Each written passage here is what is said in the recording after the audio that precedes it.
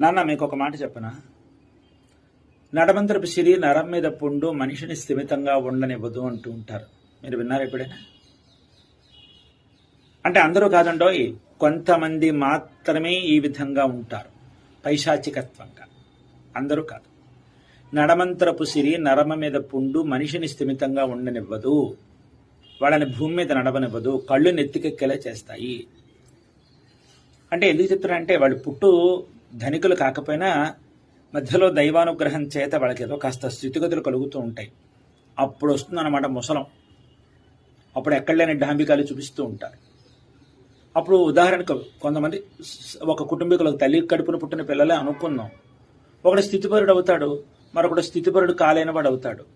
అప్పుడు ఈ స్థితిపరుడైనటువంటి వాడికి ఇంకా రక్తస్పర్శ గుర్తు రాదు, స్థితిగతులే గుర్తుకొస్తాయి.